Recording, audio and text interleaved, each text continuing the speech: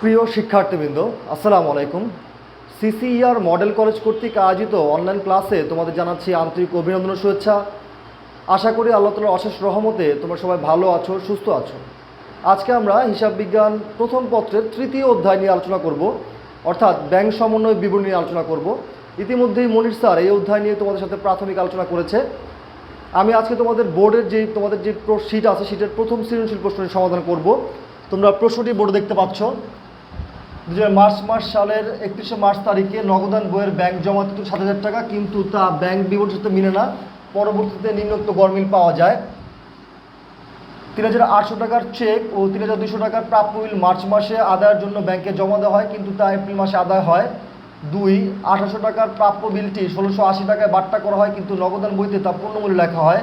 3, bank কর্তৃক 1,400 টাকার প্রদেয় বিল পরিশোধ যা নগদানভুক্ত হয়নি। 4, খরিদ্দার সরাসরি 2,000 টাকা ব্যাংকে জমা দিয়েছে যা নগদানভুক্ত হয়নি।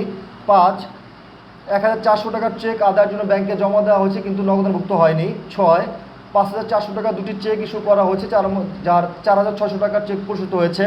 7, ব্যাংক কর্তৃক ধার্যকৃত সুদ 140 টাকা এবং ধার্যকৃত চার্জ 100 টাকা 31শে মার্চ এর মধ্যে নগদানভুক্ত হয়নি।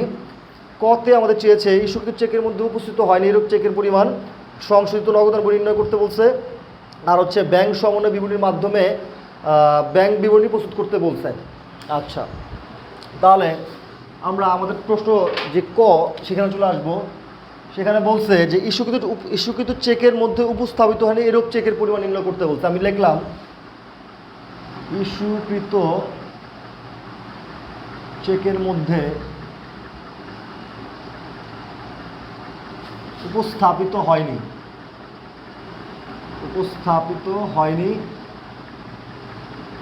এরূপ চেকের পরিমাণ।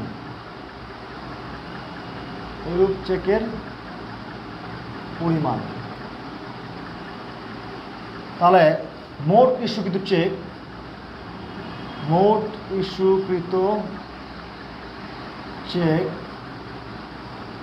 খেয়াল করো, এই যে 6 নম্বরে খেয়াল করো, 5,400 টাকার দুটি চেক ইস্যু করা হয়েছে, যার মধ্যে 4,600 টাকার চেকটি পরিশোধিত হয়েছে। তাহলে বাকি টাকাটা পরিশোধিত হয়নি অথবা উপস্থাপিত হয়নি। মোট ইস্যুকৃত চেক হচ্ছে 5,400 টাকা।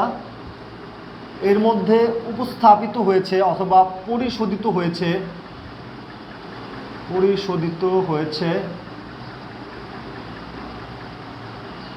4,600 টাকা। অর্থাৎ এই যে 800 টাকা এইটা পরিশোধিত হয়নি অথবা উপস্থাপিত হয়নি। এটা হচ্ছে তোমাদের করণ প্রশ্নের উত্তর। এবার আমরা চলে যাব খতে। সংশোধিত নগদান বই তৈরির মাধ্যমে সঠিক ব্যাংক উদ্ধৃত নির্ণয় করতে বলছে। এটা একটা ব্যাংক উদ্ধৃত নির্ণয় করতে বলছে। এটার জন্য যেটা করতে হবে, এখানে বলছে নগদান বই তৈরি করতে। এটা একটা খতিয়ান বা নগদান বই যে করি সেরকম একটা এক ঘর নগদান বইয়ের ঘর কাটতে হবে। আমি দেখো করলাম।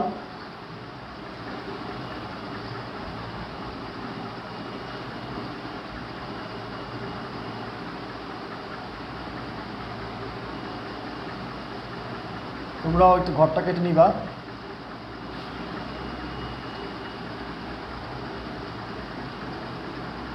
হচ্ছে নগদান বই ব্যাংক জমাটা, তাহলে এটা তারিখ, বিবরণ, টাকা, তারিখ, বিবরণ আর হচ্ছে টাকা। এটা ডেবিট আর এটা ক্রেডিট। এটা হচ্ছে খরং প্রশ্ন। তাহলে তোমরা জানো যে এই ধরনের নগদান বই বা খতিয়ান করার জন্য জাবেদা করে নিতে হয়। জাবেদা করে নিলে অঙ্কটা ভালো বুঝে যায়। এখানে তোমরা একটা জিনিস খেয়াল করবা যে 1 তারিখ এবং হচ্ছে তোমার এই 6 তারিখ, এই দুইটা এন্ট্রি দেখো, এত টাকার চেক এবং প্রাপ্য বিল মার্চ মাসে আদায়ের জন্য ব্যাংকে জমা দেওয়া হয়েছে, কিন্তু এপ্রিল মাসে আদায় হয়নি। অর্থাৎ এটা কিন্তু নগদান বইতে এটার কাজ কিন্তু আগে করা হয়েছে। এখন কিন্তু ব্যাংকে কাজটা হয় নাই। মানে নগদান এই 1 এবং 5 তারিখের এই দুইটা এন্ট্রি কিন্তু আগেই লিপিবদ্ধ করা হয়েছে নগদান বইতে। যেগুলো নগদান বই রিলেটেড এবং ব্যাংকের সাথে সব সম্পৃক্ত কাজ করা হয়। দেখো এখানে লিখছে যে নগদানভুক্ত হয়নি অথবা বেশি লেখা হয়েছে, এরকম এন্ট্রিগুলো দিয়ে আমরা সংশোধিত নগদান বই বের করতে হবে। তাহলে 1 আর 5 ব্যতীত বাকি এন্ট্রিগুলোর আমি জাবেদা করব যে 2 তারিখে দেখো 800 টাকার প্রাপ্য বিলটি 1680 টাকায় বাট্টা করা হয়, কিন্তু তার নগদান বইতে পূর্ণমূল্য লেখা, নগদান বইতে বেশি লেখা হয়েছে। এটা নগদান বইয়ের সাথে রিলেটেড, এটা এখানে লিখবো। এটা জাবেদা হবে হচ্ছে, এটা পূর্ণমূল্য লিখছে মানে কি, পূর্ণমূল্য লিখছে বলতে ওরা লিখছে ব্যাংক ডেবিট আর হচ্ছে প্রাপ্য বিল ক্রেডিট। পূর্ণমূল্য বলতে 800 টাকায় লিখছে ওরা, বাট এখানে কিন্তু 1680 টাকায় বিলটি ভাঙানো হয়েছে, 120 টাকা কিন্তু বাট্টা ছিল, এটা কিন্তু ওরা লেখে নাই। এটা সংশোধন করতে হবে। এখন সংশোধন করার জন্য এই যে ব্যাংক ডেবিট করা আছে, এই ব্যাংক টাকা কিন্তু আগে ক্রেডিট করে নিতে হবে 120 টাকা, কারণ এটা বেশি লেখা হয়েছে। আর বাট্টা খরচটা ওরা দেখায় নাই, আমরা এখন দেখাবো। বাট্টা 120 গেল এটা। তারপর আসো 3-এ, ব্যাংক কর্তৃক 1400 টাকার প্রদেয় বিল পরিশোধ। এটা কিন্তু সহজ, আমরা সবাই জানি যে প্রদেয় বিল ডেবিট আর হচ্ছে ব্যাংক ক্রেডিট। প্রদেয় বিল ডেবিট আর হচ্ছে ব্যাংক ক্রেডিট। কত এটা? এটা হচ্ছে 1400 টাকা। এটা সহজ।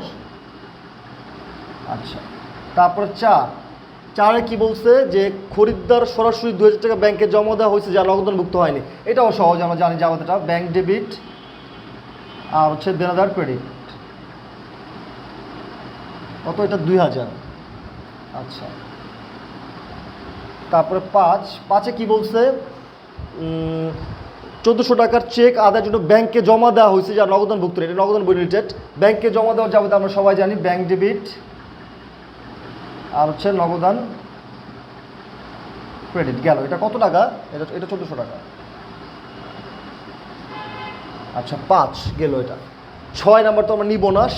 7-এ ধার্যকৃত সুদ এবং ধার্যকৃত চার্জ নগদানভুক্ত নেই, এটা কিন্তু একটা এন্ট্রি। তাহলে আমরা এটা নিয়ে নিই, 6 নিয়ে নিই এখানে। 7 এটাকে আমরা একবার লিখতে পারি, সুদ ও চার্জ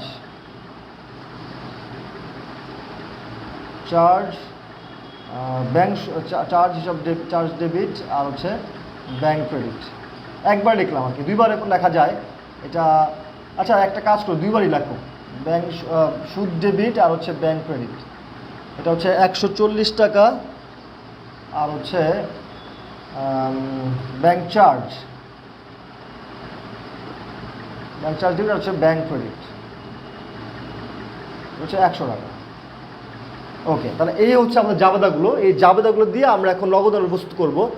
তো দেখতে পাচ্ছ এখানে কিন্তু নগদান বইয়ের ব্যাংক জমাতৃত্ব একটা ব্যালেন্স কিন্তু দেওয়া আছে এখানে, দেখো 7000 টাকা। হ্যাঁ, এটা কিন্তু ব্যাংক জমাতৃত্ব ব্যালেন্স বিডি দেওয়া আছে, যেহেতু ব্যাংক জমাতৃত্ব জন্য আমি ক্রেডিট পাশে লিখলাম ব্যালেন্স বিডি 7000 টাকা, যেহেতু এটা ব্যাংক জমাতৃত্বের জন্য ক্রেডিট পাশে লিখতে হইলো। এবার এই সংশোধন জাবেদার মানে এই জাবেদাগুলোর মধ্যে যেই দিকটা ডেবিট আছে, ব্যাংক আছে, ওইখানে আমরা টাকা বসে উল্টো নাম লিখবো। এইখানে ব্যাংক আছে ক্রেডিট দেখলেই বুঝবা, ব্যাংক আছে ক্রেডিট পাশে, আমি ক্রেডিট পাশে 120 টাকা লিখলাম, লিখে এটার উল্টার যে নাম আছে, এটার নাম কি আছে? বাট্টা, এটা লিখছি। তারপরে এই 3 তারিখে জাবেদা ব্যাংক ক্রেডিট পাশে আসে 1400 টাকা, এটাও লিখলাম 1400, লিখে এটার উল্টার যে নামটা আছে প্রদেয় বিল, এটা লিখলাম প্রদেয় বিল। ওকে, তারপরে 4 তারিখে দেখো ব্যাংকের ডেবিটে আসছে, আমি ডেবিটে টাকা বসাইলাম 2000, বসায় এটার উল্টো নাম লিখলাম নগদান, উল্টো নামগুলা। দেনাদার, এটা দেনাদার। তারপরে আবার এইখানেও ব্যাংক ডেবিটে আছে, এটার উল্টো নাম আছে নগদান, মানে এটা ডেবিটে আছে 1400 টাকা, এটা উল্টো নাম হচ্ছে নগদান লিখলাম। আচ্ছা, তারপরে ব্যাংক কোথায় আছে? আর এই যে এইখানে ব্যাংক আছে, ব্যাংকটা এখানে ক্রেডিট আছে 140 টাকা, এটা সুদ খরচ।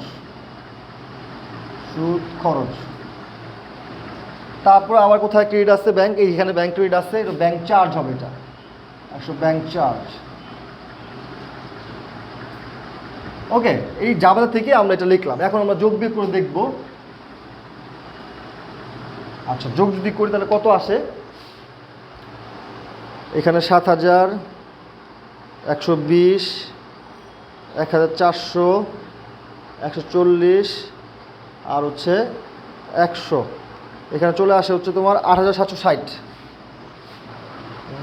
8760 লিখছি এখানে। আর এখানেও লিখবো 8760 লিখলাম। এখান থেকে বাদ দিব হচ্ছে 3400, বাদ দিলে আসে 5360। হ্যাঁ, এটা হচ্ছে আমাদের ব্যালেন্স সিডি। Balance CD. হ্যাঁ, এইটা বের করে ফেললাম।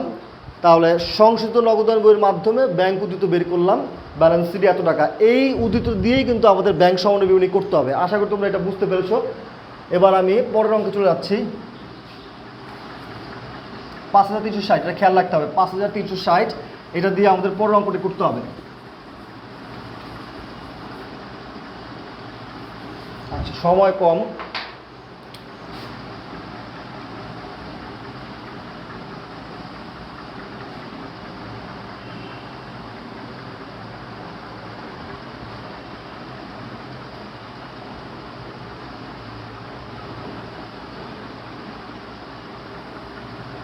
ব্যাংক সমন্বয় ঘর কাটলাম, বিবরণ টাকা টাকা, এটি ব্যাংক সমন্বয় বিবরণী, ব্যাংক সমন্বয় বিবরণী, এটা গ। ওকে, তাহলে আমাদের 5360 টাকা ছিল এখানে আগে। এটা তো ব্যাংক সমন্বয় বিবরণী কিন্তু একটা ব্যালেন্স দেওয়া থাকে, আমরা কিন্তু খতে এটা পাইছি। তাহলে এটা ব্যালেন্সটা আগে লিখে নিই। নগদান বই মোতাবেক, নগদান বই মোতাবেক ব্যাংক জমাকৃত কত পাইছিলাম? এটা 5360 না? আচ্ছা, 5360 এটা আগে আমি লিখে নিব। 5360। তোমরা জানো কিছু বিষয় যোগ করতে হয় আর কিছু বিষয় এখান থেকে বিয়োগ করতে হয়। যোগ আর কিছু বিষয় বিয়োগ করতে হবে। এখন একটা কথা, নগদান বই মোতাবেক ব্যাংক জমার উদ্ধৃত থাকলে আমরা যে সকল বিষয়গুলো যোগ করতাম, মনির স্যার বিষয়গুলো আলোচনা করতে তোমাদের সাথে নিশ্চয়ই, যে বিষয়গুলো যোগ করতাম সেগুলো এখানে বিয়োগ করব, আর যেগুলো বিয়োগ করতাম সেগুলো এখানে যোগ করবো। এই বিষয়টা খেয়াল রাখতে হবে। তাহলে আসো আমরা খেয়াল করি। 3800 টাকার চেক এবং 3200 টাকার প্রাপ্য বিল মার্চ মাসে আদায়ের জন্য ব্যাংকে জমা দেওয়া হয়েছে, কিন্তু এপ্রিল মাসে আদায় হয়েছে। আদায়ের জন্য জমা কিন্তু চেক আদায় হয়নি, এটা কিন্তু আমরা বিয়োগ করতাম। তাহলে এখানে কিন্তু যোগ করব। আদায়ের জন্য জমাকৃত চেক, আদায়ের জন্য জমাকৃত চেক আদায় হয়নি, আদায় হয়নি, আদায় হয়নি। কত টাকা? 7000 টাকা।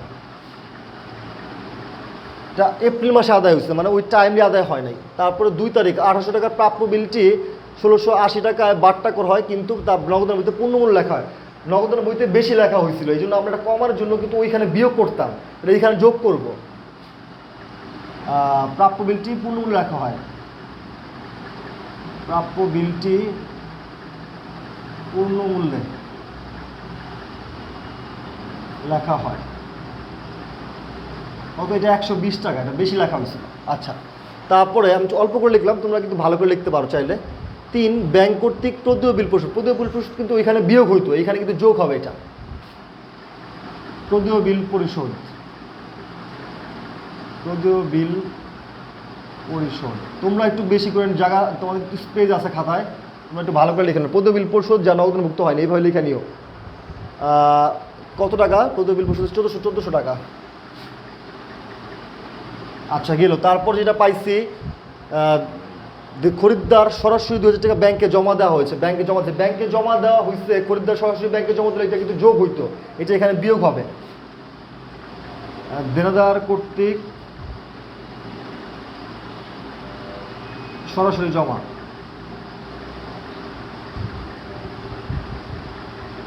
সরাসরি জমা কত টাকা? এটা 2000। আচ্ছা, গেল। এরপরে কি আছে? 1400 টাকার চেক আদায়ের জন্য ব্যাংকে জমা দেওয়া হয়েছে, কিন্তু নগদানভুক্ত হয়নি। যে ব্যাংকে জমা দেওয়া হয়েছে কিন্তু নগদানভুক্ত নেই, এটাও কিন্তু ব্যাংকের জমা বৃদ্ধি করছে, এটাও কিন্তু যোগই হওয়ার কথা ছিল, এখানে বিয়োগ হবে। ব্যাংকে জমা দেওয়া হয়েছে,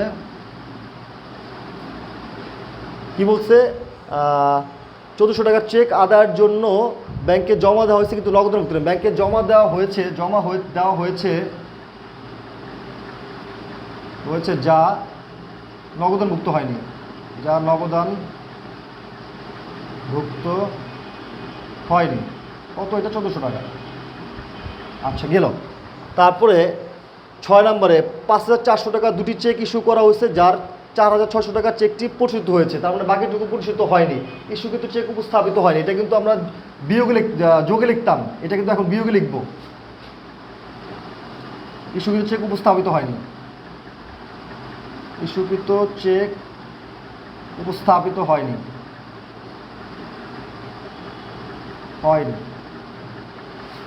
উপস্থাপিত হয়নি, এটা 800 টাকা, এটা কিন্তু আমরা আগেও জানি। আচ্ছা, তারপর যেটা আছে যে ব্যাংক কর্তৃক ধার্যকৃত সুদ এবং চার্জ, এটা কিন্তু এখানে বিয়োগে লিখতাম, নগদানমুক্ত হয়নি, চার্জ সুদগুলা, এটা এখানে যোগে লিখবো। তাহলে হচ্ছে এটা ব্যাংক চার্জ, ব্যাংক সুদ, ধার্যকৃত সুদ ও চার্জ লিখে দেওয়া যায়, ধার্যকৃত সুদ ও চার্জ যা নগদানভুক্ত হয়নি, যা নগদানভুক্ত হয়নি, নগদানভুক্ত হয়নি। কত এটা? এটা 240 টাকা, দুটো মিলে। তাহলে এখন আমরা এগুলো যোগ করবো আর এগুলো বিয়োগ করবো। আচ্ছা, তাহলে 7,120 আর 1400 আর হচ্ছে তোমার 240, এটা আসলে 8,760 চলে আসে, 8,760। আর এটা চলে আসে হচ্ছে তোমার 4,200 আসলে আসে এটা, হ্যাঁ 1400 আর 4,200, এটা কিন্তু বিয়োগ হবে। এটা বিয়োগ করে দিলে 5,360 আর মাইনাস হচ্ছে 4,200, এটা চলেছে 9,920, 9,920। এইটুকু এই রেজাল্টটা চলে আসে। এটা কি বেরোলো? এটা ব্যাংক জগৎ তো বেরোলো, বাট ব্যাংক সমন্বয় ব্যাংক বিবরণী মোতাবেক। তাহলে এটা কি বেরোলো? ব্যাংক বিবরণী মোতাবেক, ব্যাংক বিবরণী মোতাবেক ব্যাংক জমাতিরিক্ত, ব্যাংক জমাতিরিক্ত। এই হচ্ছে আমাদের অঙ্কটি। আশা করি তোমরা বুঝতে পেরেছো। তারপর তোমাদের যদি প্রয়োজন মনে হয় বা কোনো কিছু না বুঝো, তাহলে তোমরা ক্লাস টাইমে মেসেঞ্জারে প্রশ্ন করতে পারবা। ঠিক আছে, সবাই ভালো থাকো, আল্লাহ হাফেজ।